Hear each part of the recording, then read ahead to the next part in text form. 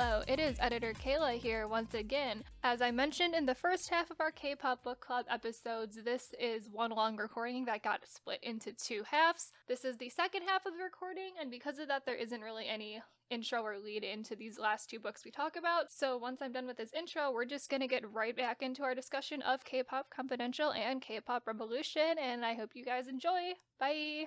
Shall we go to the worst book? Yeah, yes, let's talk about the worst books. Well, no. About this. I think mine's worse than yours. Okay. But as they're a freaking like they're a package deal, really. Oh, they're sequels? Yeah, K-Pop Revolution's No. a sequel to K-Pop Confidential. Tell me all the tea of this. So, I think I want to give the information on the author, Stephan Lee, in the middle of talking about the two books, because once I found out the background of this author, a lot of things made sense.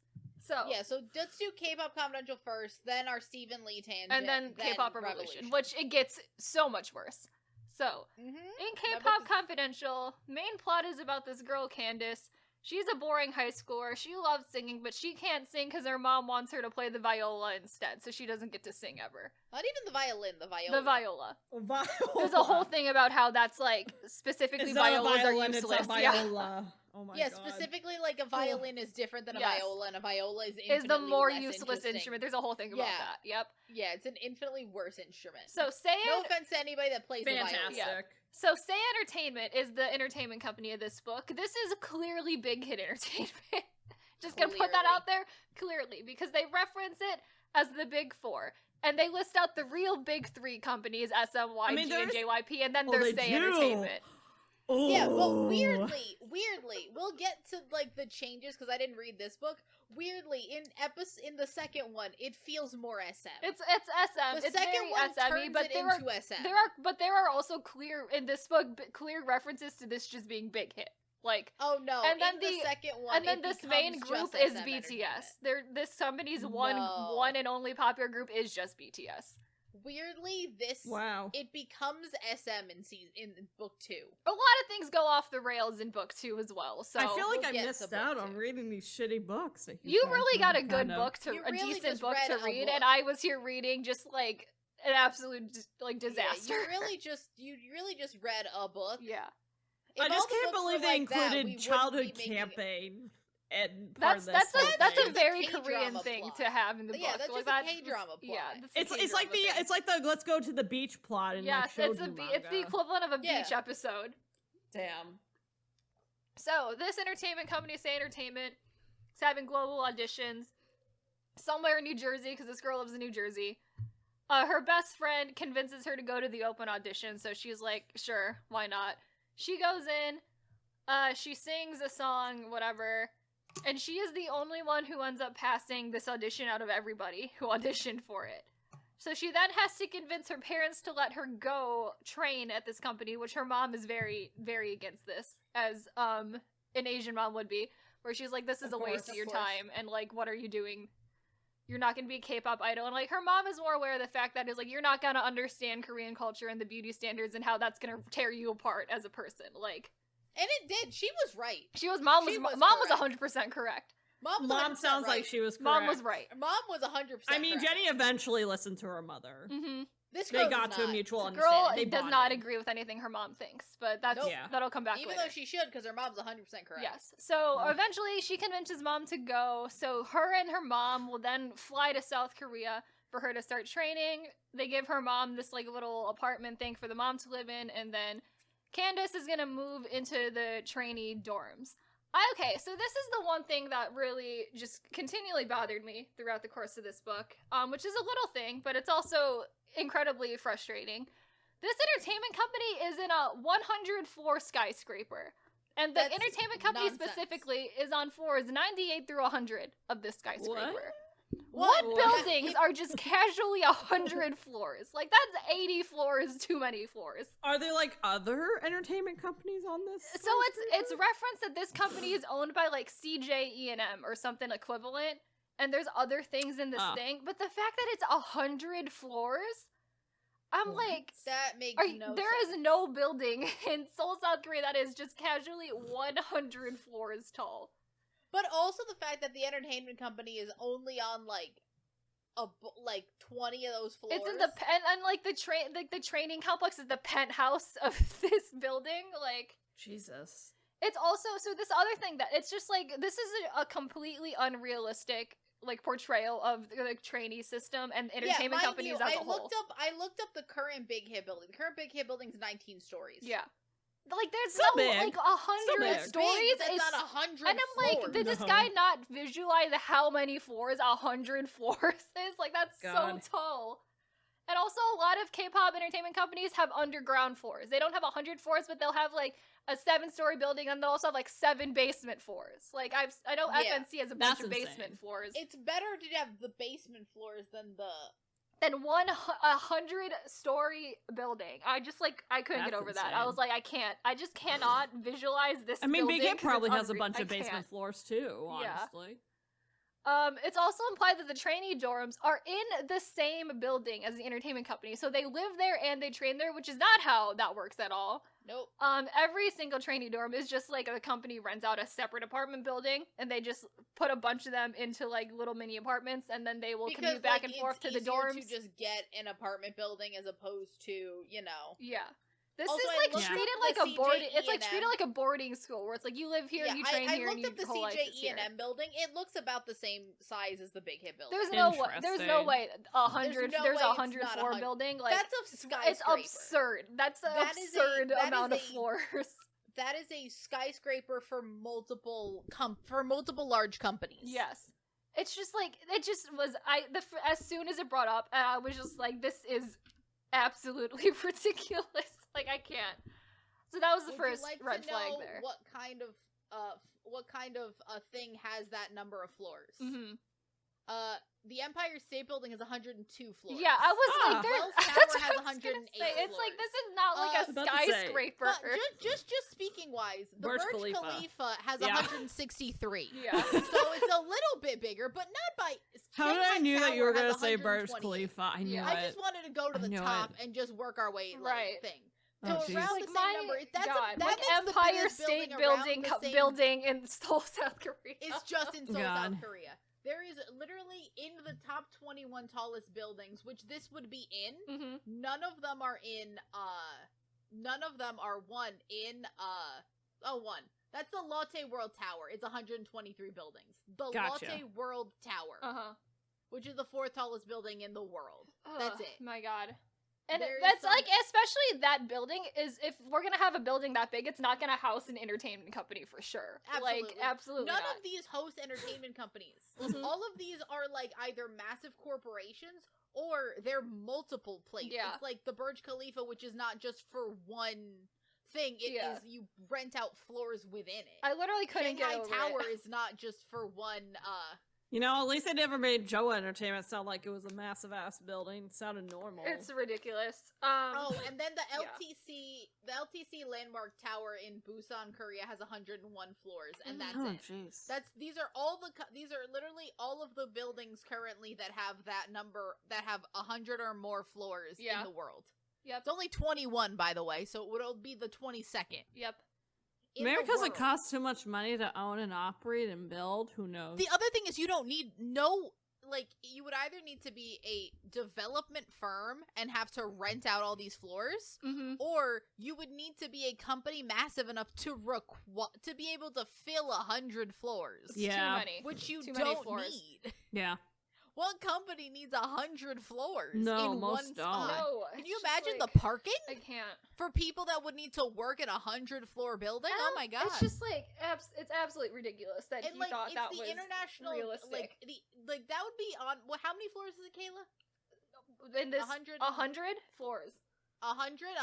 Mm-hmm. That's the same as the Australia 108 in Melbourne, Australia. Ooh.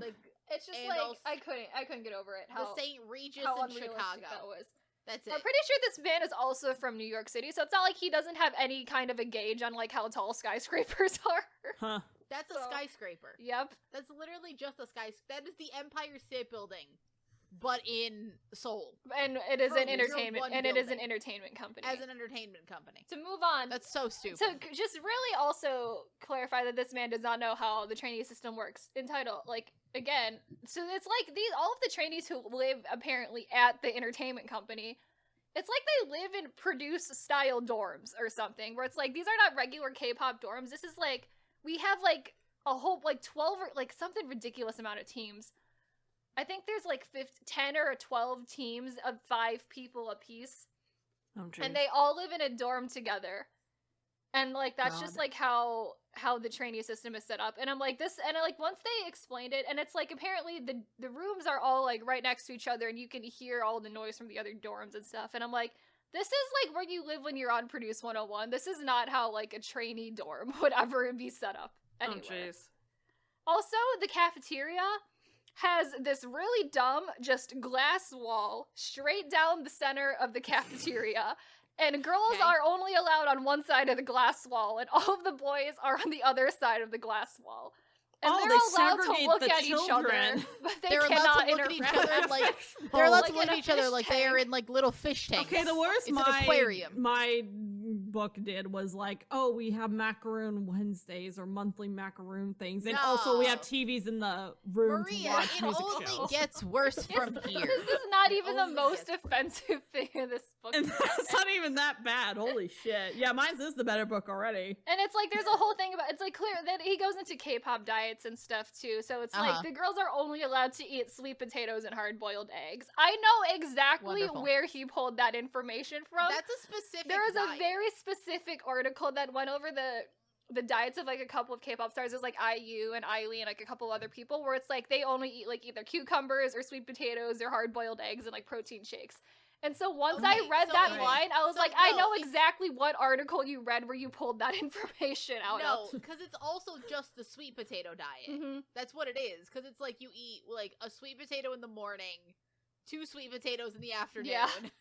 And then like you're allowed, it's like different meals where it's like a sweet potato, a salad, and a smoothie, or 2 sweet potatoes and a yogurt. Yes. Listen, I like sweet potatoes. Not They're for every delicious, meal. nutritious, You don't but wanna for eat every sweet meal it's a potatoes? little bit ridiculous. You can't get all your nutrients like, from would that. you like to know what the like? I've opened the sweet potato diet. It's like, you know, Wouldn't that mess up your intestine system? No, you don't get enough nutrients. Sweet potatoes aren't bad for you. It's like one day you're eating a sweet potato for breakfast, a salad for lunch, and a smoothie for dinner. The next day it's a yogurt for breakfast, 2 sweet potatoes for lunch, and some fried rice. Well, you gotta have a sweet potato at least once a day. Is that basically what it essentially is? you get 1 sweet potato once a day. It's like a sweet potato for breakfast, a salad for lunch, 2 hard-boiled eggs, and 2 sweet potatoes for dinner. This is specifically Like, this is specifically only sweet potatoes and hard-boiled eggs, and then you get a piece of fruit as a dessert every day. See, that's not even the sweet potato diet, because the sweet potato diet, at least you're like every once in a while getting some protein, like getting some. It's the hard-boiled eggs and the sweet potatoes, and that's it for the food here. And a yogurt every once in a while.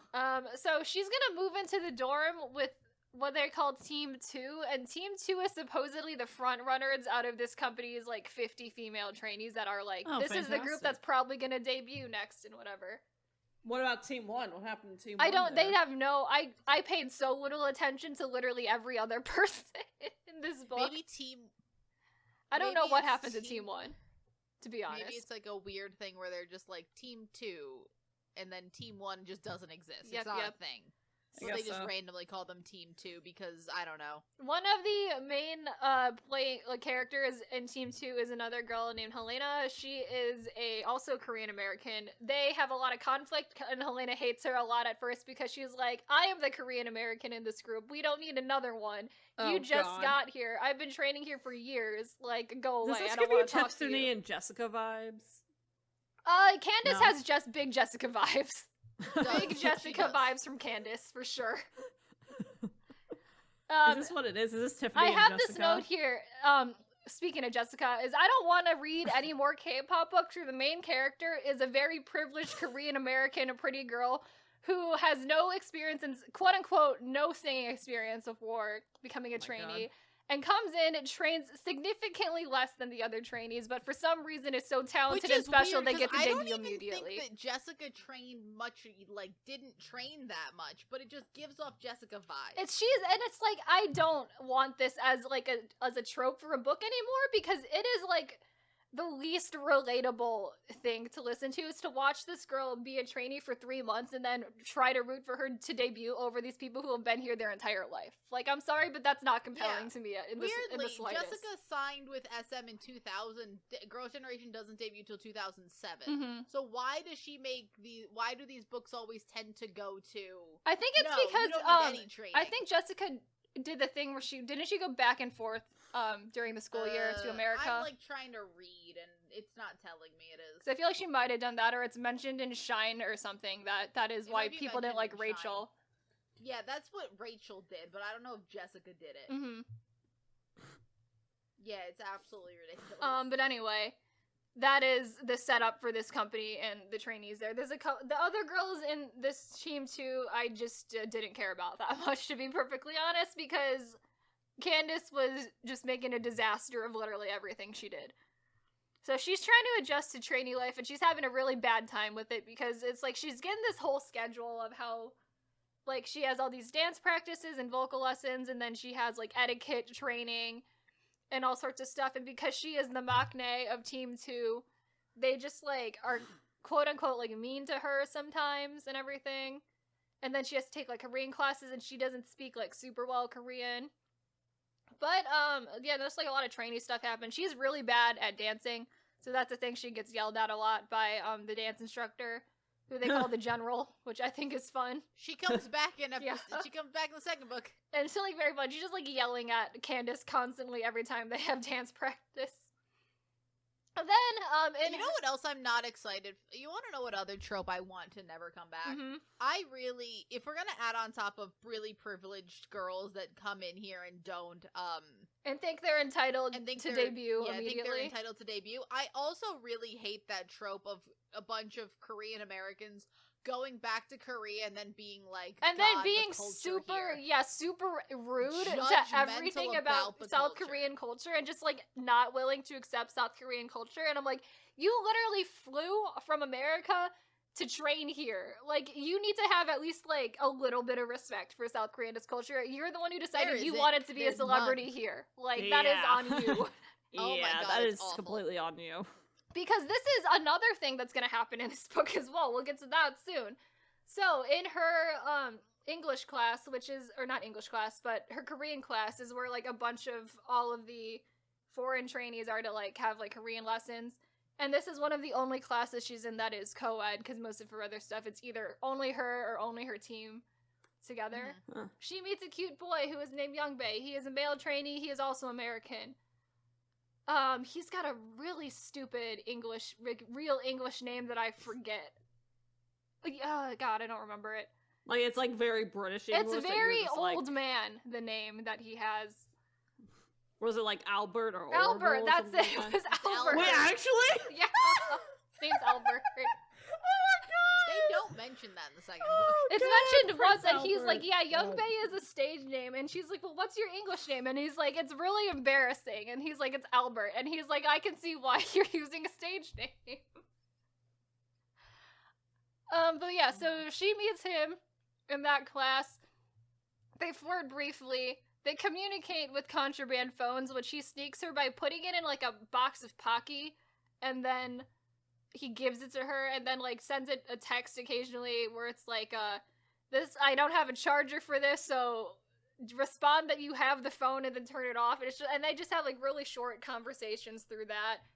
And then it also gets to the point where he is able to sneak her, like a security badge that gets her onto the roof, which he, is always apparently constantly given the job of watering the flowers on the roof, because he is American and he's rebellious, and so he gets in trouble a lot, and the punishment he gets is to water the flowers on the roof. The rebellious loudmouth seems to be a trend. So he is constantly given, like, a badge to, like, get onto the roof, and so there's also just, like, a second contraband one of those, like, floating around, so he gives that to her so they can meet on the roof and have conversations. Well, are they spies or something? What the fuck is this? There's rooftop conversations. Yeah. And on these rooftop conversations where they have a lot of... Wait, hold up. Yeah. You're saying that they're rooftop Koreans. Yep. Boo. I'm sorry, it was a bad joke, but they're literally Koreans on a rooftop. They are Koreans on a rooftop. It's a bad joke, I know. Korean Americans on the rooftop, really. Exactly, it makes it even worse. Because this is where they have a lot of their conversations about how they don't like South Korean culture and how everything about American culture is better. And how they wish that the industry would change to better fit American culture. And it's just like, I don't like this. You know that's not how it's gonna work, children. It's just and not also, gonna you work know that you way. came to Korea. You are Like, the you know ones you who guys can left leave, America to right? come to Korea. Transplanted yourself. Yes. If you want to have a music industry that fits an American culture, try the American music industry. Yep. Yeah. You know, it's really, truly something. So this is another this is where big red flags of this book started popping up, where it very much gives white savior energy, which is weird to say about a book where all of the characters are Korean or Asian for the most part, except for her two friends back in America. But it's like the entire just vibe of the book is so much about how she's American, she's gonna bond with another trainee at this company who's also American, and how hard this trainee system is, and how they don't understand why Korean culture is the way it is, and how it needs to be fixed, and it needs to be updated to match American culture. And it's like, I can get it if this was just a focus on, like, yeah, the trainee system sucks and it's hard, because that's true.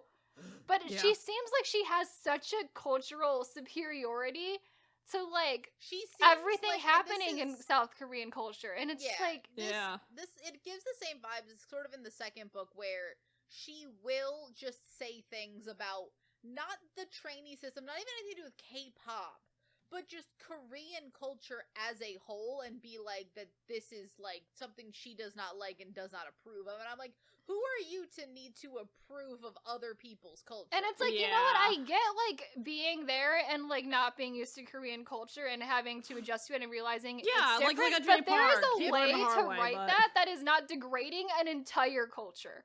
Exactly. Like, And not then- everything Because about I'm sure Korea is that's a terrible. thing that like a lot of Korean Americans like go through, like not even just into the K-pop trains, but just generally if But, they go if to they go visit to Korea Korea and at having all. to adjust to a new culture that it's like, you know, That and, it's like, part Koreans of their themselves, heritage, but they're not used you to know. it. Like I get And that. like Koreans, it's a similar thing of Koreans if too are like kind of go to- judgmental about Korean Americans. Exactly, They're not yeah. from here. It is, but that is not the perspective of this book, because It's in a not. weird way, people judge her not so much because she's Korean, and at least this is what happened in the second book. I can speak to it if it happened in the first one, but in the first one, it's not so much that they're judging her because she's Korean American. Mhm. They're judging her because she is what she's doing does not fit culturally, nor is she trying to. She's fit not in. even Yeah, trying. exactly. Like, she's Yeah. doing things that are like actually kind of not insulting, but like just don't fit. Yeah. And they're just like, that's what they are judging, not the fact that she is Korean American, not the fact solely that she is Korean American. It's like she's taking Yeah. these etiquette classes, and it's like, it doesn't help that the woman who's teaching her these etiquette classes is also portrayed as like a villainous character.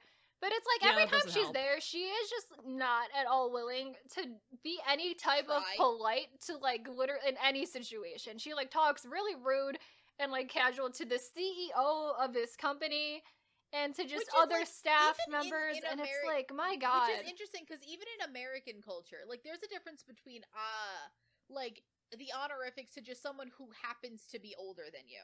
Yeah, it's like, yeah, but it's like, if you're not the CEO of your company and you're gonna be rude to them, Yeah. Even in the US, you would speak to them not rudely. yeah. It's insane. That's really just like the main the vibe of this entire book, and I was just like, I Yeah, can't. exactly. And it's this book is written by Korean American, and I'm just like, why Yeah. why do you hate your own culture this much? Like, it was wild. It's absolutely Yeah, wild. I don't get it. It's just like, I get having issues with like coming abroad and adjusting. Yeah, like 'cause I of course it's completely not gonna be the understand that same. there being a cultural difference and not being used to that. But and having like, to you know, adjust, but at the end of the day, you're the one who chose to work and live there, Yeah. girl. You got to get used to the cultural norms, whether you like them or not. Not all of them, of course, are proper, nor should they still be norms sometimes. And it's but just like a lot of specifically But it's it's how that's this that's is the written, environment you too. chose to Not put that yourself she has into. You know. problems with certain cultural norms. It's the entire She seems thing. to have a problem with all cultural norms that are Yeah. not her own. And it's like, and there's I'm a like, way to no. write this which is not degrading of an entire culture. Like, there is a better way to go about this than this. And it's like, I get we're seeing this through the lens of a teenager, supposedly, but it's like, it's so bad. It's like everything about it is so bad because she also has like no remorse for anything she does. She's so unapologetic for everything. Yeah. Mm-hmm. But the problem is like there's a way to write her that way, but you also have to remember this was not written by an arrogant teenager. This was written by a grown adult. Like a 30-year-old man, yeah. Who just, like, you can write this correctly. Mm-hmm. It just was not written correctly. No. Because there is a way to write this and make her an arrogant teenager. Mm-hmm. But also write it in a way that's like, this is a fault in her character. Speaking, the way it is written, it is not written as a fault in her character. It's written as something that is this, and it seems like it's like this author has a problem with in real life, is the way that it seems like. So, speaking of how this book was written by a man, I got I honestly never came across this egregiously in a book before, where it's like you can tell when a man is writing female characters, and it's just like really, really bad.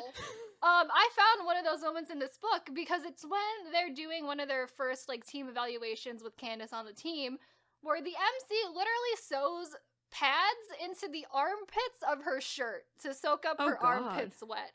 And I'm just like what on earth are you doing? I have never heard this. I've never. I'm like, excuse me, what are we doing? I'm also just gonna put it out there. I also feel like that's how you just get chafing. Yes. Yeah. And it's like, do you not understand that? I don't care what type of clothes you're wearing, you're gonna see that, number one. On someone's armpit. This isn't the 80s, bro. You're not wearing shoulder what are you pads. doing? Like, what the hell are you doing? It's like upside down shoulder pads instead of on top of your shoulder. It's on your armpit. Your arms are gonna look messed up if you do that. Yeah, like, how do you bring your arms down?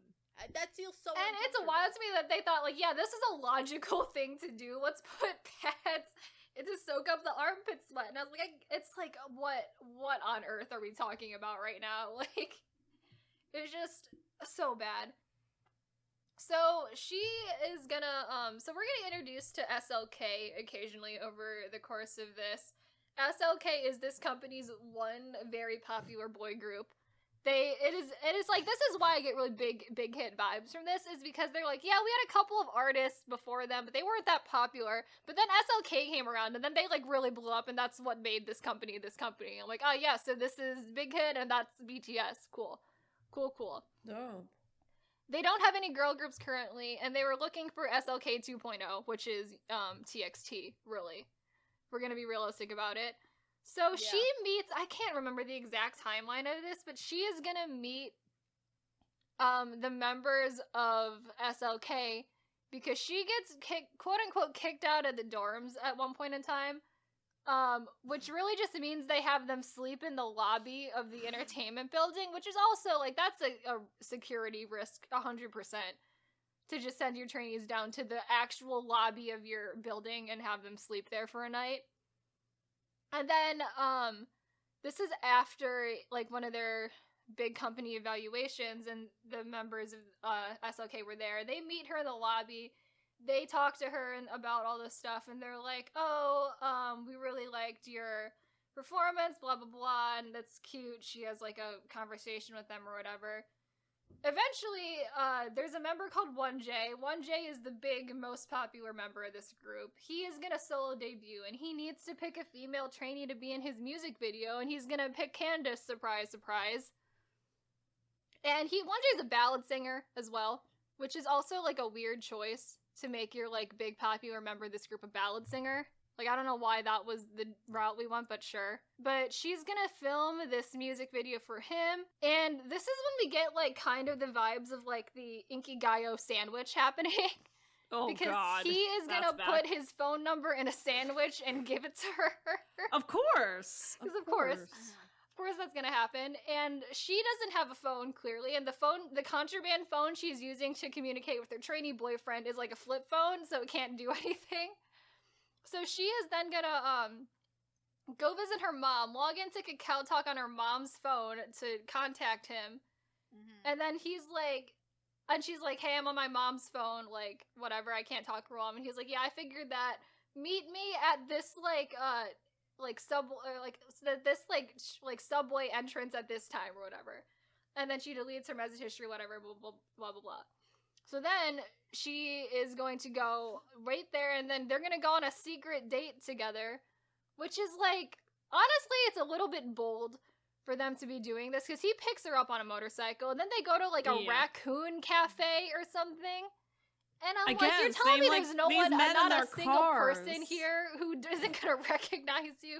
Like, exactly, they're all going to a cafe, like, these men. And it's like, they do like, not go that far away. Even in They're XOXO, they go city. to, like, no, I forgot to mention, too, in my thing, like, in XOXO, they don't go, he takes them outside of the main area of Seoul, probably to, like, Incheon. They do not go date. outside of the main area of Seoul. They don't. And this is supposedly the most rebellious. popular boy group around, and you're gonna tell me not a single person there is gonna recognize him? Like, sure. Good sure, God. okay. God. But then he's gonna drop her off, like, a block or something away from her mom's apartment, and then he's gonna kiss her at the end of it, because of course.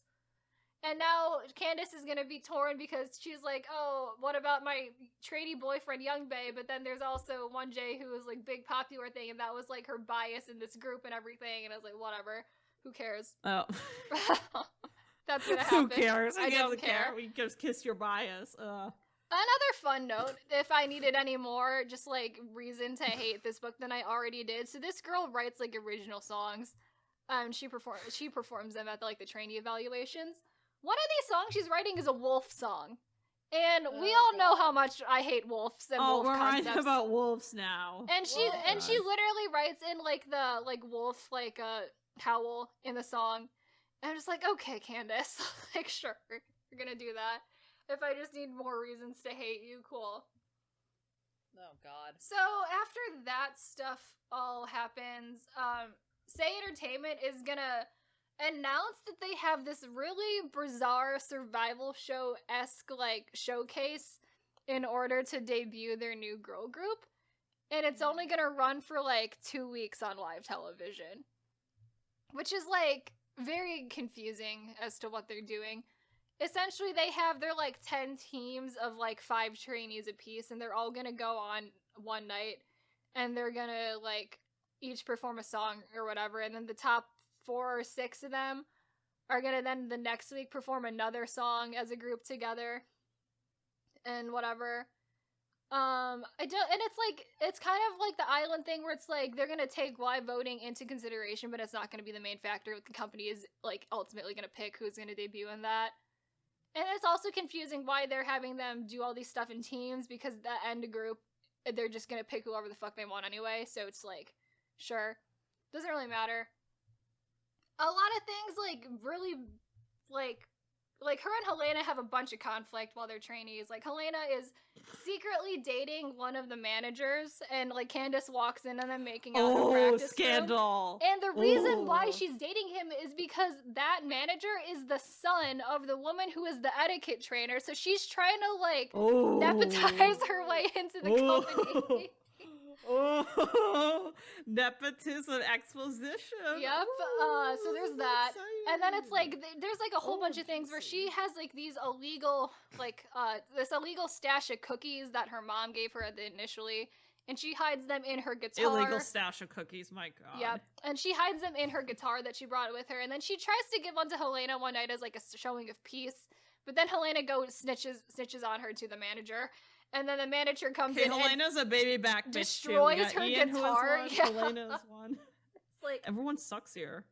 And then right before they give their second performance on this survival show thing, they get into a screaming fight in front of all of the trainees there, and there is hair pulling and shit, and then immediately afterwards they have to go on and give this performance of Into the New World, and it's and it's peace, what? love, protests, Yep. scream, violence, hit each other beforehand. But then it's immediately after this, Candace is gonna invite Helena back to her mom's apartment for just to hang out, and then they they get over their shit and they apologize to each other and they become best friends and whatever, and that ends very suddenly. Is that how that happens? Fantastic. Also for this weird survival show thing that they're airing, her two friends, she has these 2 friends who are back in America. They're gonna come and watch the showcase because sure, they're supportive friends, I guess. There's also a weird amount of references to RuPaul's Drag Race in this book for some reason. Wait, what? Don't know why. There's a lot of references to RuPaul's Drag Race. Why? They watch RuPaul. That's essentially this only show this girl has ever seen. Yep. And it's like very the way that she talks to her friends is like the most Gen Z thing I've like ever read in my life. Like it makes sense. Wait, does that mean the authors watch RuPaul Drag Race? I think I'm sure he has to. Here's the thing. I don't think he watches. I think he's good. I think he knows of it because the only thing we really get is like we get some references. It's like, quick, I need something for the gays trademark. Exactly. That honestly is what it feels like, because I need to get the gay audience in here somehow.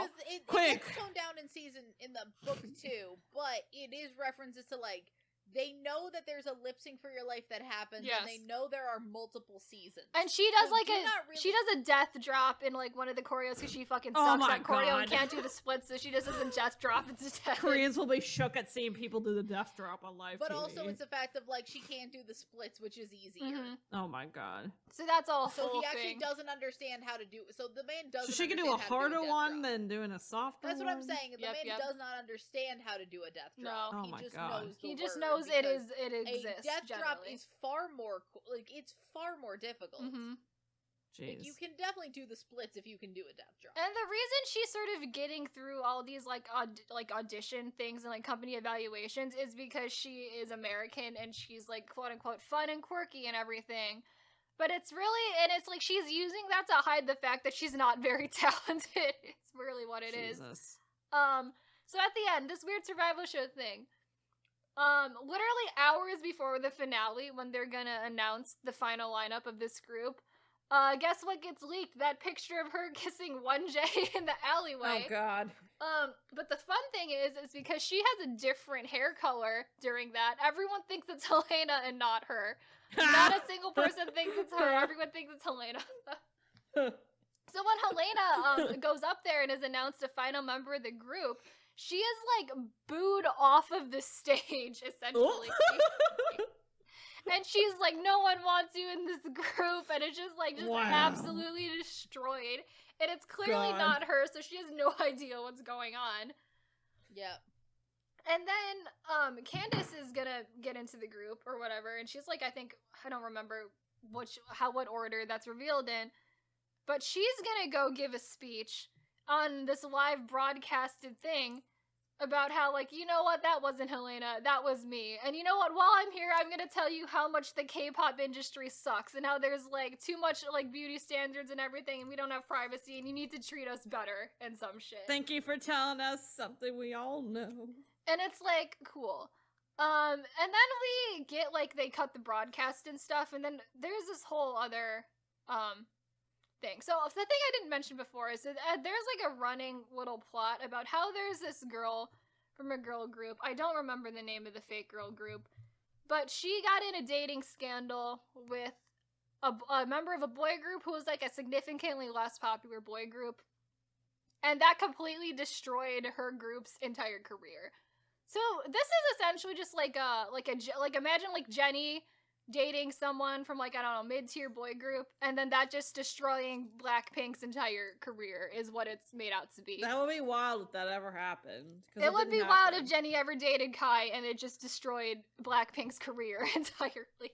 Or apparently G-Dragon, who knows? I don't know. Because the way that dating is portrayed in this is completely unrealistic to how it works in K-pop anymore, or really ever. Because not once has a dating scandal ruined a group's entire career. And there's a whole thing about how it's worse for female idols. And I'm like, I don't think a single female idol has ever really been ruined from a dating scandal. It's like, I think what he's trying to go off of is, like, if he's thinking of, like, the Hyuna situation where she got kicked out of Cube Entertainment for dating Edon also, I think, ended up probably in a worse situation, because Hyuna had her entire career established and could just move as a soloist anywhere she wanted and be fine. For the most part, it is, yes, the women do end up worse off, but that also depends on what situation everybody begins at. And it's for sure not taking down the most popular girl group ever. Like, that's not enough to completely destroy a girl group's career. Again, it's giving more Baekhyun and Taeyeon situation where she was worse off than him, but Taeyeon is still so around. successful, still in Girls' Generation, like a very successful soloist. I feel like so many of these dating scandals, like all these books attempt to do dating scandals with like the biggest group ever. Oh, they always do. Dating scandals don't work on the biggest group in the industry. Dating scandals just don't work anymore. They just don't work anymore but they also never worked. If you look at real life examples from the biggest groups, that's never what took them down. No. It can take down small, tiny little Nugu groups. Yes, it but can. we don't get books written about Nugu groups, do we? We don't. Not yet, at least. And honestly, when you get down into like real Nugu groups, some of those companies like they want dating scandals because that is going to give them promotion. And it's like the way that this like author has an understanding of dating and how it works is so over exaggerated to the point that it is just not true. It is just not a reality or how it works in the slightest. And so this is not the girl who got into the dating scandal, but another girl in that group, because that group's career is destroyed now, obviously, leaves that group and terminates her contract with whatever company she is in, moves to Say Entertainment. For whatever reason. No one really knows, but she is emceeing this, like, entire, like, weird, survival showcase thing that's happening. It is then, at the end, a big reveal about how evil the CEO of this company is, and how they were going to announce this lineup, this 5-person lineup for this girl group. They were going to randomly decide they were going to kick one of them out before they randomly debuted, and they were going to replace them with this other girl who was from that other very mega popular girl group. And it's just like, in no world is this ever happening. I don't care how evil of an entertainment company it is. It's like, no way are you going to see, like, a member of Twice or Blackpink leaving a group and then re-debuting with a bunch of trainees in a new group all of a sudden. I know. And I'm just like, there's no way it's happening ever. And so we get that whole evil plot about how this CEO is evil, and then Candace gives her whole speech about it. And then essentially the end of the book is this company is ready to sue Candace. Like, she is like, the CEO is like, you have no idea what's happening. We are this large entertainment company. We have all this power. Like, you're getting sued so hard. So she's leaving and whatever. Young Bae essentially comes find her, escorts her out of the building and everything, whatever, blah, blah, blah. As she's leaving, she has, like, a fan club of people who are like, you're right, Candace. This industry is awful and they should listen to you. And there's, like, a whole, like, fan group of people waiting for her as she's leaving this concert. And I'm just like, you have not said a single thing here that everyone is already aware of. Like, there's no way. I truly adore K-pop books and just shows about K-pop and everything that just truly do not know that the thing about being a K-pop fan is being able to somehow justify liking a truly evil industry. Exactly. Because that is also just people that are fans of anything. Yeah. It's pretty much called we like people who sing and dance nice songs. Exactly. We are basic I'm like that. Sorry. Does it make us terrible? I don't know. Yeah. Does it make people terrible to watch manga? I will talk shit about K-pop every day. Yeah. But you know what else is evil? The American music industry. Also complete garbage and evil. You want to know what else is awful to people? Probably the Spanish music industry. Yep. No, I would go beyond that. Sports, awful. Yeah. Oh yeah. Wrestling. Do you know the amount of people, because I go run in like horror circles who also like wrestling, who talk so much shit about wrestling, but will watch wrestling every week? Yeah. That's also evil. Yep. Every major corporation's evil. It is not pretty much. K-pop fans are not little. Or I don't know about evil, but more so not morally right. They're not morally correct. They have moments where they're not morally right. Again, I'm talking in terms of the fact that, capitalism, between everything like that, there is no moral way to consume in the capitalist market. Like, everything is just consuming and doing harm onto both others and the environment and everything else. Like, what exactly is there to do at this point? Plus the fact that I love when, by love, I mean I hate when all of this just think that these K-pop fans are these, like, little angels who like can't see the evil, and I'm like, no, we can. It's like, no, we talk about it all the fucking fucking part time. of being a K-pop fan We is are almost aware. like hating the company that they're under because they're like really shitty. All these K-pop companies are like really shitty and do like really shitty things. It's like everyone is like fully It's like jokes aware on you of do. this We're in on the industry. joke already. Yeah, and it's like it's so so wild that But the this- problem that is, this author, we he like has to this- watch people see a dance, so we put up Yeah. with it. He has this thought that K-pop that fans we're are dumb, that we're so stupid. dumb, and it's like this one girl giving We a can't speech on live see. TV is gonna change the entire industry, and I'm like, I think you have no idea how this actually works at all. So, You know. congrats. So this book was published before Jessica's Shine came out. This book came out in January Somehow. 2020, and Shine came out in September of 2020. Oh, tea. I feel like Jessica's ghostwriter stole 70% of the plot of this book. I feel like Jessica's ghostwriter took this. No, I don't know if they took it because That's this funny. is the most basic plot imaginable. Yeah. But at the very least, both These of them, books are both the of these identical. ghostwriters, Oh my god, that's both funny. of these ghostwriters took the same basic plot and then just did it again. This is These the ghostwriters were same- not paid enough yeah. to go creative. This like Trust it's me. got Jesus. it hits almost all of the exact same plot points that Shine hits. Like it is Jesus. crazy how similar they That's are. insane. If That I is will give this insane. book anything, the one thing about it I liked is I really like the relationship between Candace and her mom and her grandma.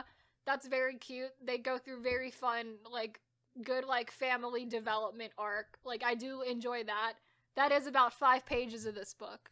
Yeah. But I Yeah. did like that. I'll give it that. That's about one thing out Fair. of this entire book that I will say that was well done. There's one thing here. And it like gives me the idea because it's like maybe if Stephan Lee just wrote a book about being Korean American and like struggling with Korean culture, like going to visit family, like I feel like Again, he could write I a good think- book about that. yeah, That'd I be more think Stephen relatable. He and didn't have to write a realistic. book no, about I think K-pop Stephen and get Lee everything has wrong some- about K-pop.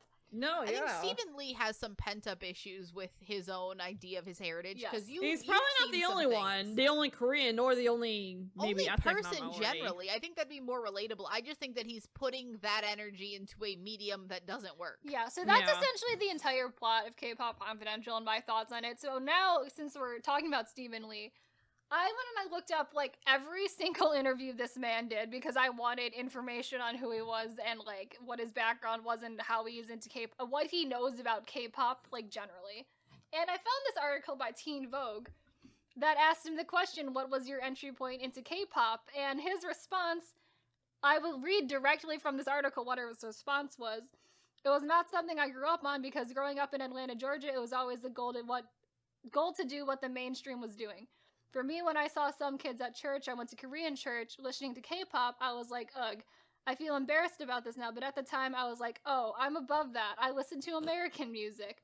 But when I was at Mind you- Entertainment Weekly, because I was the only Korean American writer on staff, I did often get the Asian stories, which I'm actually not really complaining about because it was, I saw it as an opportunity, and it was.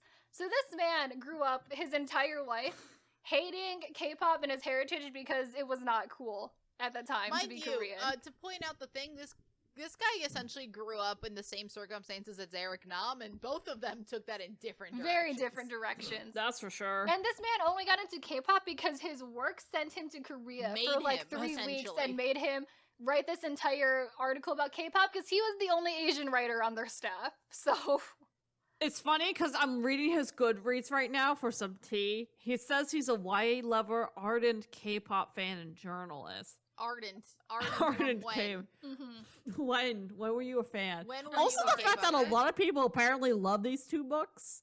They have Again- high reviews. They're like again, 4. I can't imagine anybody who has extensive knowledge of K-pop liking No. this book. Like these are But people here's the who other don't thing, like these are K-pop. not written for They us. have to be because if they There's are, no are way people that- like K-pop. Yeah. Because here's the thing, I feel as a fan of K-pop, when I look at these books, if we were not making this video, I would have literally scoffed and never read this. I'd be like, Also, this can I is just stupid, say- I'm not reading this. Yeah. Can I just say the cover art for these books is fucking Awful? terrible? It's awful. They're terrible. It's You don't like the just Mine's is the better. fucking Mine's is so much unicorn head on better. a stick that's on K-pop Revolution? Oh, we'll XOXO get to the unicorn head on a is such a better stick. cover. I just gotta say that right now. It XOXO is. has They are a much bad. The better covers cover. are really bad. But weirdly, I was looking at all these books. It is the most, other than maybe just the thing with Jessica's book is that actual K-pop fans will read Jessica's book because it's Jessica. Yep. So that one is probably the most successful of all of them. But other than that, it is just Kpop Confidential and Revolution is the most successful of all of these books. Which is it's far. incredibly upsetting. He did say that he did a quote-unquote ton of research where he watched every documentary, read every article, and spoke to a friend who'd been through the trainee process at a major K-pop company. And then he talks about when he went to Seoul for 3 weeks to make a story about Korean entertainment for Entertainment Weekly. With so many of these books is that they're trying to mix the K-pop trainee system of like 10 years ago. Yes. With the landscape of current K-pop. Which is just with like... also ignoring every other scandal and every other, like, issue that has K-pop has already It's because all of those articles about K-pop are not written about current K-pop. They're written about how K-pop was like, back in like 2010 and like 2012 and everything like that. And also, it's like, if you're not into K-pop, like, you're not gonna understand how that has changed over time. I still adore the slave contract debate as if that is not stopped 10 years ago. God. The TV, it's almost as if they've ignored the TVXQ lawsuit. We didn't even realize that the TVXQ lawsuit happened like years ago. More than 10, like, there have not been slave contracts in K-pop, with like rare exception of like take your BAP, which is more of a like dispute of money in like 10 years. Yep. He does say that he uses imagination a lot. So living in the 100-story skyscraper, like, and like stupid gender glass in the cafeteria were all things he just made up. God, but it's like, you could have easily made something a little bit believable. I mean, it does sound like that is a thing to keep the male and the female training separate, but still, it would have been like... Not wall. It would have been like a different schedule. Different schedules. Yeah. Give them a different schedule. Give them a lot of other things. Don't give them a fucking fish What's tank. A very easy way to, a point of reference to go to is just to look at the unit and how that show operated, because the male and female trainees did not see each other except for passing in the hallway, because they were kept on such tight schedules away from each other, just in different parts of the building, always. Like, there was not a specific gender glass in the middle of the cafeteria. Plus the fact that I even think in current K-pop, like, we hear about idols in the same company having been friends as trainees a while ago. I feel like you don't really gender them, segregate them until they're very close to being at debut, which at that point, it's a schedule. Exactly. You're not going to segregate them like that. And and plus if they're going to be going to debut, guess what? They're going to focus on debuting. So they're not going to see a ton of other people besides preparing for a debut. So like, there is no reason to fish tank them separately when they're not even close to debuting. Yeah. Wild. So if that wasn't bad enough, it's gonna get worse in K-pop Revolution. Significantly worse, if you can believe that. Including worse cover art, because the cover art to this is so the cover art terrible, is garbage. The cover art's worse. Graphic design is my passion 101. It's giving graphic design is my passion. So bad. Oh god. So this K-pop Revolution begins with the aftermath of her massive speech. I believe Helena and her mom are hiding out in this hotel room that they're getting for free, by the way, because Helena's helping her essentially be like, well, it's Candace from Say Entertainment. Do you want to give us a room for free? Because that's definitely how that works. Definitely how that works. I also wrote a bunch of notes on here with just the fact of observations I made having no idea what's going on. Oh yeah, so here's the thing, is Sammi read that book with no knowledge of Kpop Confidential. Nope. Because I was originally only going to read Kpop Confidential, and we knew there was a sequel, but I was like, I don't think this book will be interesting enough to read the sequel. And then I finished the book, and I was like, Sammi, you have to read the sequel. I'm like, damn it. All right, here I go. And so I didn't tell anything about Kpop Confidential to Sammi before she read this book, so... Yep, I didn't know anything. So my first note here is, so what I'm getting is this girl talks shit about the trainee system and her company, but people are on her side and are currently demanding she debut. There are people standing outside of the hotel room demanding she debut. We want to debut. It's such a massive thing that there's a fucking news helicopter circling. Oh boy. We want to debut. We want Candace to debut. What is it, Cat Kind of Champ? Yeah. with Terrible. signs walking around in a circle. Yep.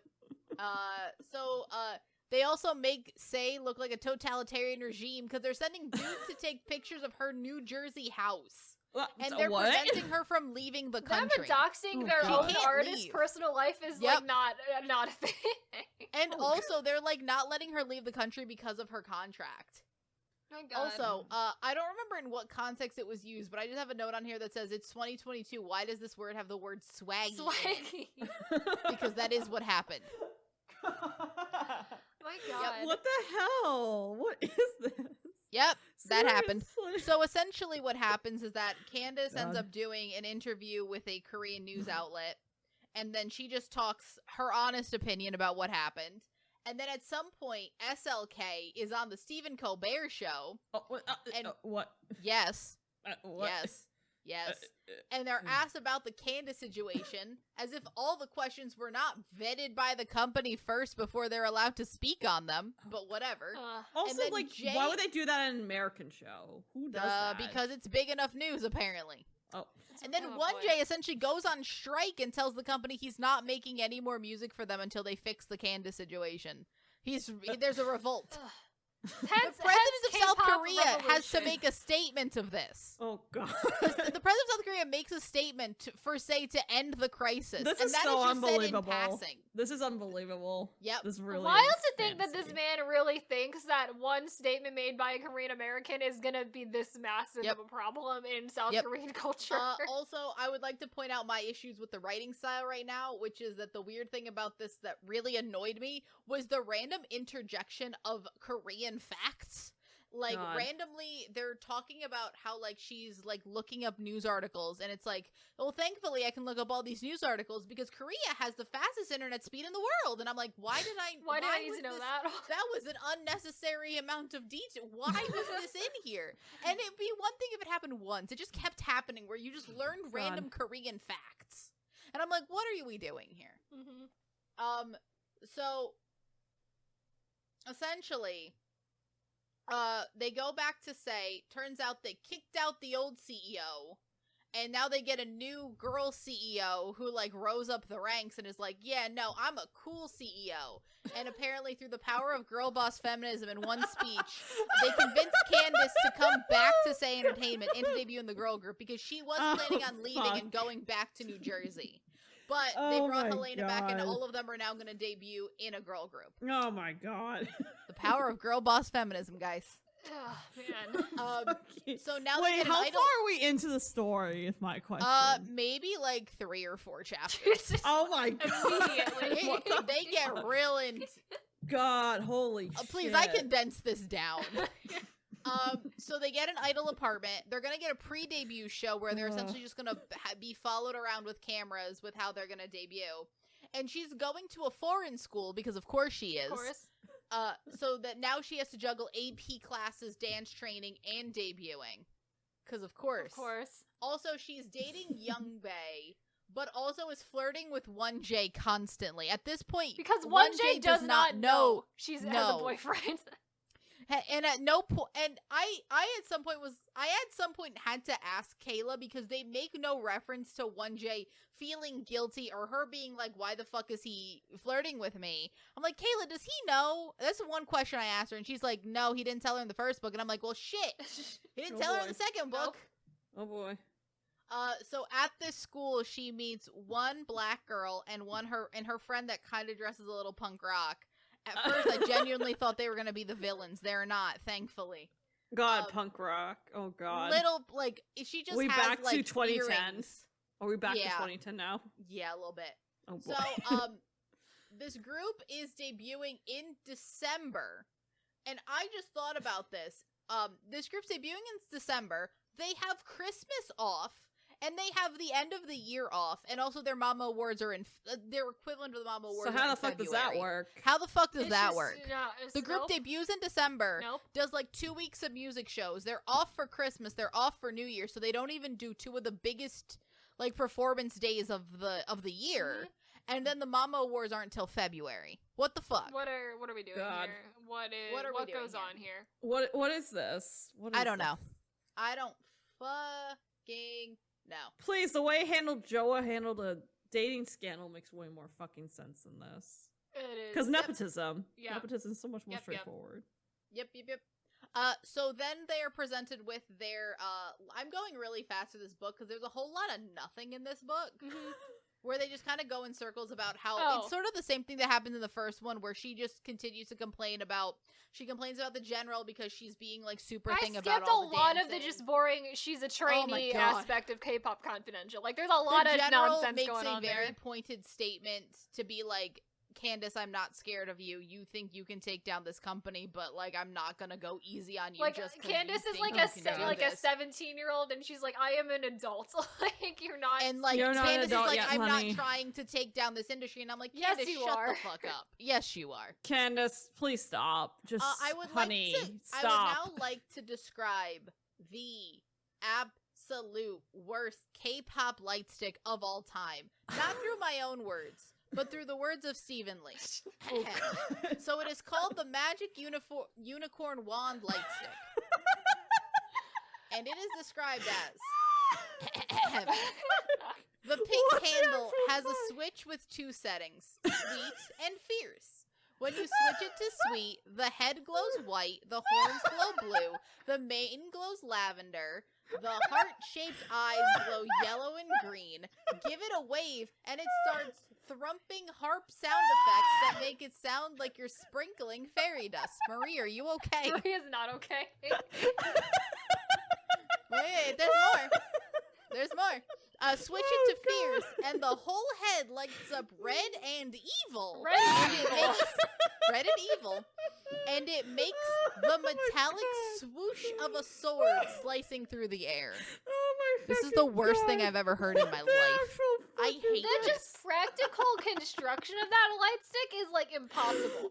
Like there's break. no fucking way you're coordinating that many different fucking colors. call you a fucking color. That's so many different Can light you just bulbs. also imagine how fucking stupid that would look?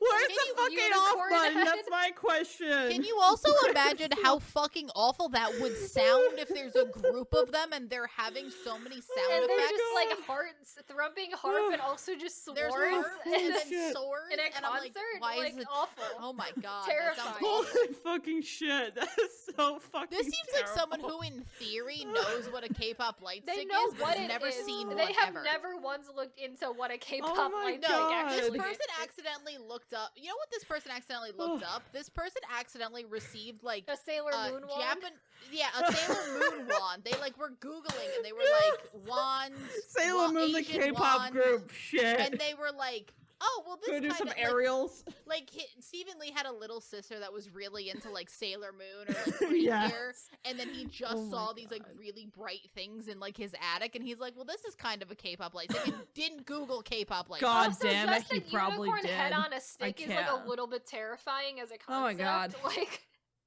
The little can't. unicorn head on a stick, in theory, could be an actual K-pop light stick. Once you start adding this other bullshit, once it starts making also sounds, the unicorn head fact would that it has a definitely be speaker. like in a sphere or Well, something. why It a wouldn't just be like a fucking fucking head on a stick. It would. Why is it a fucking unicorn? Why? I don't know. Why? I just Does can't. that have anything to do with the fandom or like the group name as a whole, the unicorn aspect, or is that just like a random thing that we're just gonna add in here? What is the group? I name? can't. Because I never got the I group feel like name or I- anything oh in my K-pop God. Confidential. Give me 1 second. Can I say? I don't know. It's just that this is just so unbelievable. It's just like, how is this gonna work? This is gonna cost too much Oh, money no, on the plastic. group It's like name it doesn't make any sense. Yeah, the group name is The Girls. Oh, just the That's what it girls. is. Cool. The Girls. Yoja. We can't have any Yoja dude. creativity with the group names in these books, can we? No, it's just the girl. It's either three random letters or 3 letters or like, the girls. basic Girls words. forever. The girls girls. something. Yep. Girlfriend. Yep. So essentially then we get the introduction of the other rival K-pop girl group, which is called Never Idols, which is called the anti-K-pop girl group, where the aesthetic is they're all minorities.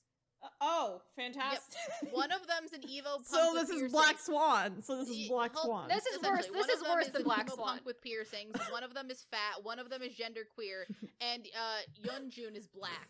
This doesn't exist. Nothing like this exists. This doesn't exist. And also, using minorities as an aesthetic is not great. This sounds like some bullshit like the U.S. company would do. Yep, Oh, the aesthetic is we are all minorities, and that is the aesthetic. It's a terrible. It probably will happen, to be honest, in the States at some point. It is, but also, and it'll be cringe that this is going to be like. It's we can't be exploiting people who are already minorities for an aesthetic. No, we can't. Like, why are we doing that? The other thing is that this is skipping forward, but their song is like, "You wish you were me," which is them being like, "You wish you had this confidence," and I'm like, that seems wrong. But also, Candace's reaction is a little bit white savior, where she's like, "I thought I was gonna be the real like transformation of the K-pop industry, but turns out it's them," and I'm like, "Oh man, what?" I can't. I'm sorry, what? You're a pretty, skinny Korean American debuting in the K-pop industry. In like the one of the largest K-pop companies that exist in this world. I can't. The company is in the second book more coded SM than it is high. Yeah, definitely. That doesn't make any sense. Okay. Yep. So, God, I can't. I just. Yep. This is ridiculous. Holy shit. I'm so sorry, guys. You had to put up this series is truly something it's real bad. So at some point, the CEO has them dance to their song, which I forget what the song's name is, but it's like whatever. And it is like she has them dance while people yell insults at them to get them used to like, hey, this is gonna suck. You know that, like, people are going to be mean to you. And then at some point they go to, I believe it's Australia or New Zealand, to film part of their music video. They also film it on an aircraft carrier in the middle of the ocean. How? Why? How just does imagine, equipment fit? I want you to imagine the jopping video.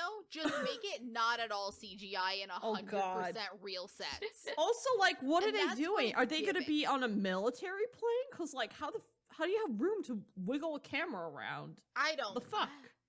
It doesn't get into specifics, but just imagine like jopping and just Espas the girls, but like no CG and like 100% real.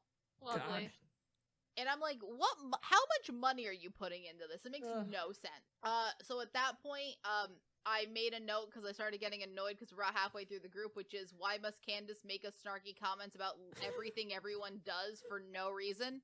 Because she makes a snarky comment in her mind about everything everyone does for no reason. Like, one of the girls, the girl that was in that previous group, I forget her name. I don't remember her name. You know what either. I mean? You know the girl yeah, the one who was re-debuting after she left her very popular girl group. So she constantly, for this pre-debut show, she always tends to dress nicer than the other girls. She's like trying to put on like a very like polished thing on camera, and Candace makes comments like, "Why is she trying to outdo us? Why is she so care so much?" Her name is Wooey. Yeah, and the group she was in, very creative, called Queen Girl. Yep. And, like, she's trying to re-debut, and, like, she makes so many snarky comments about this girl. It's like, well, I have to learn to work with her because we're going to be in this group. And I'm like, what the hell is wrong? Like, what's going on here? Why must you make comments? Jesus. Didn't you? I remember you also saying when they were filming this, like, pre-debut, like, variety show thing about how they told her to act like she's, like, the younger sibling. Again, she can't understand Korean very well, so it was, like cute. And she gets, like, super annoyed with that. Yeah. And it's like, she, like, because Candace is too, like, outspoken or whatever to try to act, or, like, for literally any reason at all. And she just, for some reason, took that cue as, like, that means I need to do Aegyo. And it was like, no one told you to do that. Like, you decided that was what they wanted you to do. And now you're upset that you're doing it because you decided you needed to do that. Yep. This the fucking logic of these people. I just can't. She is truly something else. So then another girl named Bohee, which interestingly enough, they were trying to ice out this girl. Notice with all those colors, all of these girls get a color, and these colors do not work at all because it's freaking white. It's white, not white. It's blue, lavender, yellow, green, and a bunch of, and like, it's a ridiculous amount of colors. And one of the colors for Bohee's is orange, but it's nowhere on any of their stuff because it just doesn't fit, because that's already 5 colors and 6 colors is too many. So she essentially leaves in the middle of the night while the other girls are asleep right before they debut. Yep. And they have to essentially, Yeah, she leaves in the middle of the night right before they What, is she a runaway now? Yeah, right before they go off to film in Australia, the night before she runs away and quits the company and leaves them a letter that's like, I can't do this anymore, and just books it. Oh, honestly, I would too if I were her. Fucking get out of there. Get out of that absolute clown show. Yep. So then they go off and do the music video in Australia or New Zealand, I forget. The group debuts, and the author makes a jab at showcase questions where they're quote unquote always boring, and the idols never answer the question. I'm like, yes, they do. They just get asked boring questions, like all of those questions are vetted ahead of time, and you told of course they always usually are. Yeah, I think Stephan Lee's just upset that in his 3 weeks in Korea he couldn't ask whatever he wanted. Yeah, I'm just like, oh my, like he had to vet his questions for these literal children. Mm-hmm. Of course he did. Like, I'm sorry, you're not gonna be able to catch these children in a gotcha moment, nor should you try to catch these children in a gotcha moment. Like, that's mean. Also, like no company's gonna try to allow you to catch them in a gotcha moment. And also, it's unfair to them to put them in the position of a gotcha moment. Yep. Yeah. When if you want to ask these questions, ask someone that works for the company. Don't ask these idols. Right. So they debut. Their debut is so perfect. It's called Game Changing, and it's the most. They say it's the most viewed their most viewed music video on YouTube. Not K-pop music video. Not in the they just sort of imply that it's the most viewed video ever. Because they add which is bullshit, because Gangnam Style is the most viewed, and it definitely has not beat Despacito now. Oh, is it now? Oh, okay. Yeah, but I still think that, like, they don't add any connotations to the words most viewed YouTube video, so they never specify what it is. The show gets big ratings, the song is top of the charts, they do promotions. One of the girls starts filming a drama called Please Take My Beauty, which I think is just an absolute reference to 80 other shows. Yep. I described the video for the girls as savage and jopping if it was done with no CGI. I can't even imagine what that's supposed to look like. I don't know. That sounds terrible. But so does this video. God, it sounds terrible. So Never Idol actually goes on a music show along with the girls, and Candace's reaction is, I guess any exposure is good for them, even if their performance doesn't blow anyone away. And I'm like, Candace, what the fuck? Candace!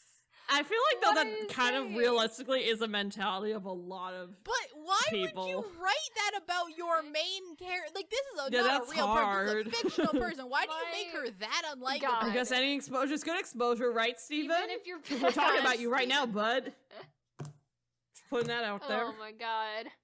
Also, I want to point out that every time the book describes choreographies, it describes the person as pounding the move, and I don't know what that means. It's like they pounded all the moves in this choreography. I'm like, what does that mean? What the fuck? I understand. That's definitely not how dancers talk. I can tell you that right now. That's not the phrasing I don't think anyone would use for that. Absolutely not. But it's that sounds like a man thing to say who's never known anything about dance. Yeah. They're just like shocking that's like a running theme for this man is writing a book about things and he just has no idea how multiple things work. So, yep. Never Idol wins the music show because of in-person voting and online voting. So this guy does not understand how music shows work. Nope. Because the chapter 4 said that the girls' music video is top of the charts and that it is and that it's like viral online. It's the most viewed thing ever. And the fact that like Never Idol essentially goes on stage once, and then because of the votes that come in from in person and immediately after they go on online, because also I don't think music shows are live. They're not. I don't know how the online voting works for that. Quote-unquote live voting aspect live of it, voting but you can win a music show not showing up to it based off of just like no, yeah, online, you can. That happens all the time. It happens very often. you vote like the week leading up. Those votes are far more votes than you're gonna get immediately following. Because there are some music shows that have like you have to be at the music show to win. Like that's like the show champion, and they're also there. There's no way they're not getting any in-person and online voting, being as quote unquote popular as they say they are. So there's no way. Also, don't album sales count for this too? Yes, they definitely do. Yes, all of that counts. It's not even just album sales, but like they're in top of the charts. They don't get a perfect all kill that week because I don't know. Perfect all kill. I also like that apparently they're like, you didn't get a perfect all kill. I'm like, perfect all kills don't come out at the end of the week. They come out like, why are you saying, like, I don't think Stephan Lee knows what a perfect all kill is. No. But sure. No, literally no so idea. they win that. Essentially they go back and forth over the week of music shows, like, they try different things of like, well, Never Idol was more real. They didn't have all these super like special effects and these insane outfits. So then they do a performance where they're in more basic outfits, and then like they won the second one, but they lost like the third one. Like all the music shows are going back and forth between the two of them. What else we got? Candace comes off in a brat in the reality show because she does a bratty thing and they air it on television. Literally sucks. So like honestly, I'm not surprised because she just sucks. So it's like, she is a brat, so yeah, what a surprise. So the company possibly wants to buy Never Idol, and also Candace then has a recording of her saying something bitchy, like, in school come out, and she loses her mind. Also, if it isn't the consequences of my own actions. If it isn't the consequences of my own actions, because she did say it. No one edited her out of context. They just put out what she said, which is that she was being a bitch about Never Idol, and about, like, I thought I was gonna be a star, and I'm like, shut up, Candace. The fuck up. Also, at some point, they get a black ocean. Of course. Of course. Oh god, I mean, I shouldn't be laughing at that, but like, at some point, like, the girls of Never Idol are just trying to be like super nice to Candace, like, hey.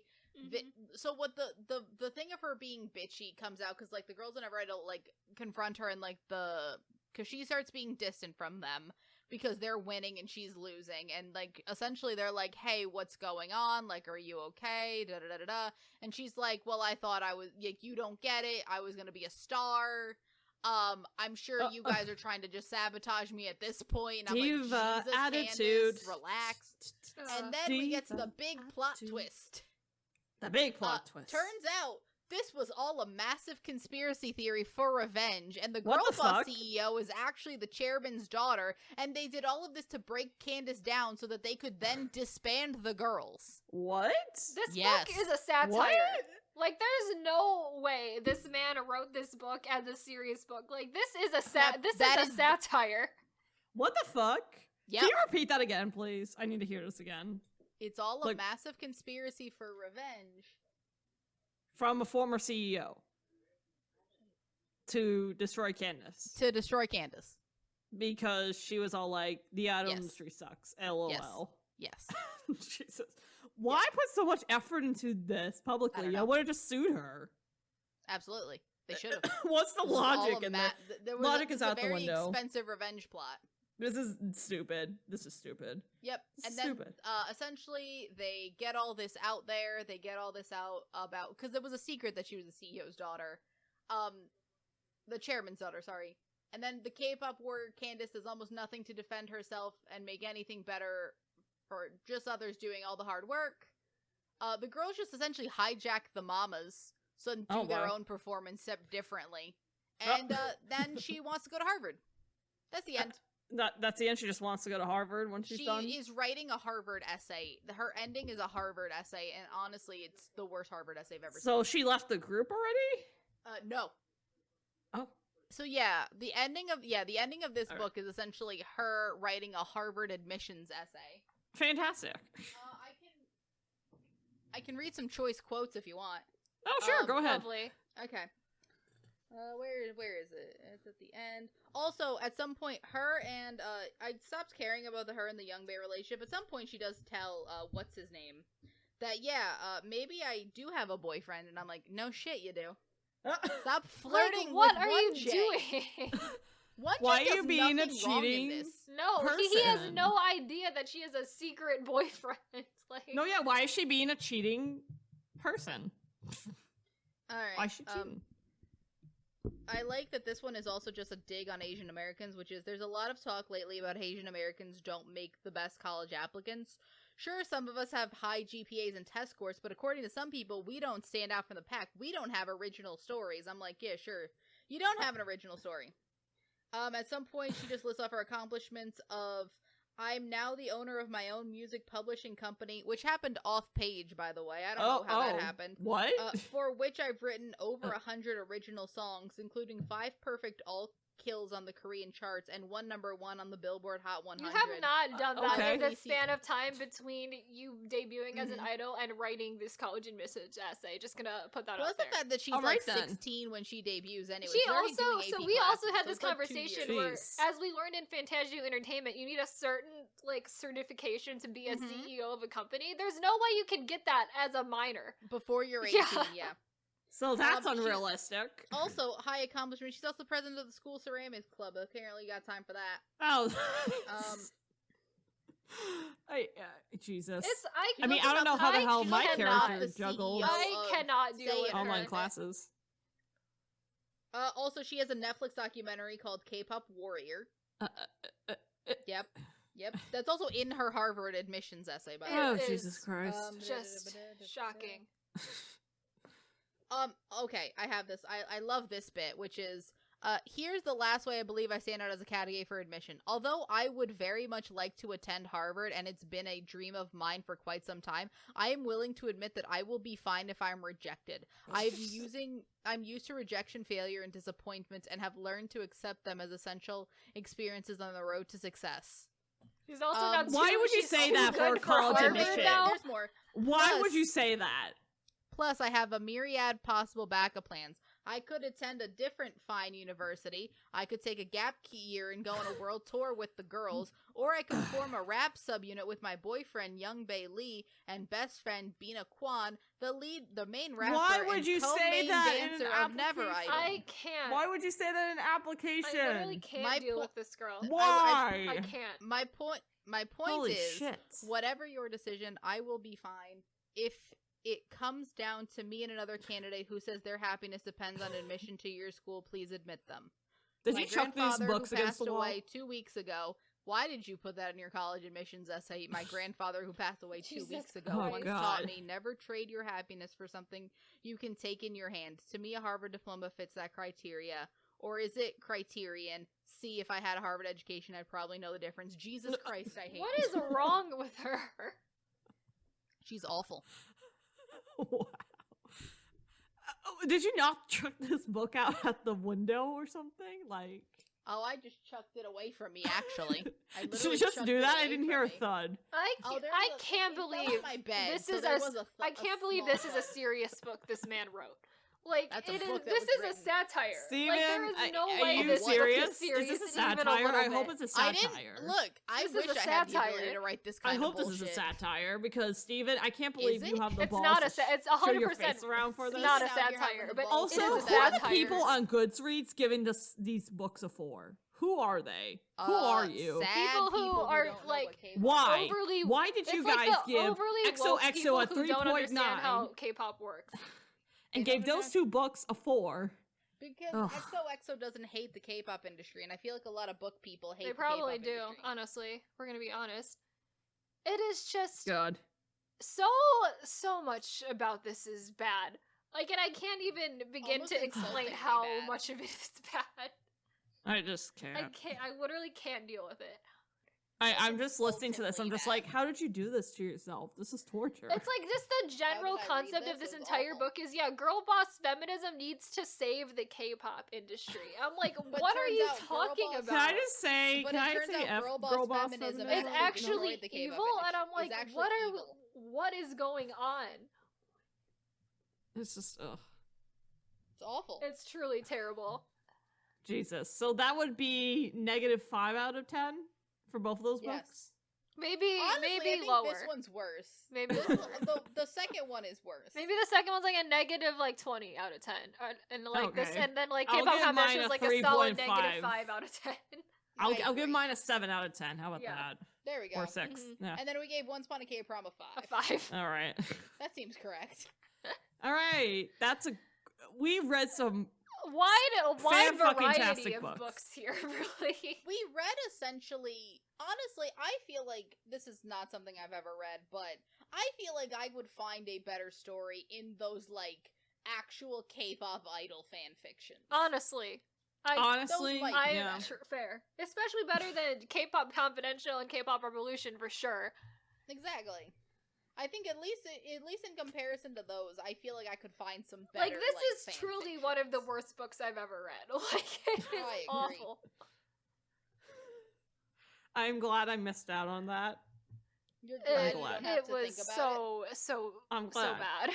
I'm glad, because I'm just hearing you guys talk about this, and I'm just like, how was the writing? Was it just that god-awful? Were there grammar errors? Like, what? Their writing itself is not good, but it's more so the concepts behind the writing that make it as bad as it is. Yeah. The like concepts and the intention behind the writing really just like really destroy it. Do we have any final thoughts? If you're really into K-pop, don't read Kpop books. Is I think the big takeaway here. Entirely. Besides XOXO, they are not written for us. There's your exception. That is the takeaway here. No offense to XOXO, I don't even think XOXO is written for us. I think we just honestly no, but like if you were forced to, yeah, if you've decided to do this task on your own, of all of these books, the best one relative to the other ones is XOXO. Yep. Pretty much is what I learned. Oh man, which is sad. A time. This was something. It was something. It's definitely something. I don't know what that something is, but it's something. So basically, if we're gonna do this again, we're gonna look for better books. Maybe. We're gonna try to redeem this with like some decent books next year. We have decided because we have spent so much of our time reading bad K-pop books that like maybe we should read some like good books by Asian American authors or Asian authors. They don't have to be about K-pop, but just like by Asian authors. I have one right on my shelf that I know I have not touched, and I'm just like, that one I think I've heard is pretty solid. I mean, I'm reading all. Look, if you want good books written by like just Asian authors, might I recommend the MXCX novels? Am I a simp? Yes. But yeah, yay.